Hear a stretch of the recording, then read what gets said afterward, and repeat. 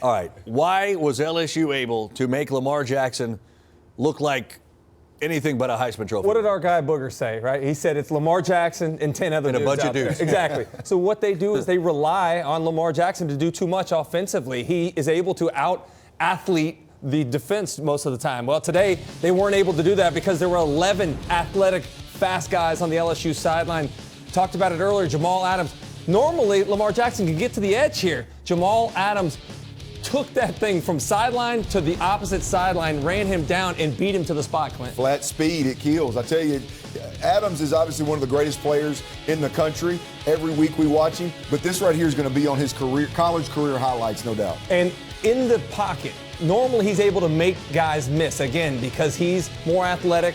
Those guys rushing are typically big, less nimble guys, but today LSU swarmed defensively here, forcing him to throw the ball away, got the intentional grounding call, and that's what they did all day long. They harassed him. You know, as a quarterback, when you're under duress, it's difficult to focus on what you're doing down the field. Hey, when I'm in that situation with 4 Tigers around me, I'm throwing it to Granny, my man. There's no trying to get away from that one, I promise you. All right, you look at this from the offensive side of things for LSU.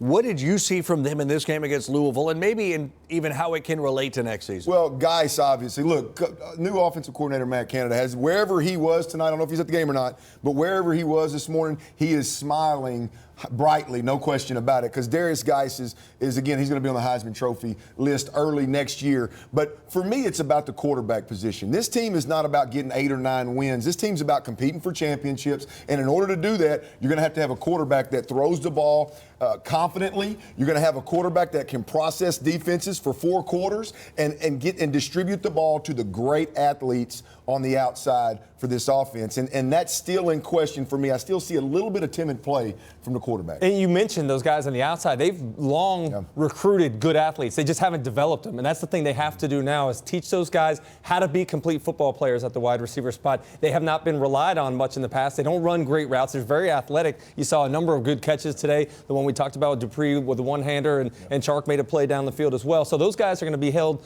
to a higher standard, I think, under the new offensive coordinator, the new system that they're. They got to be, Chris. There's no question, but they have to be to compete for championships.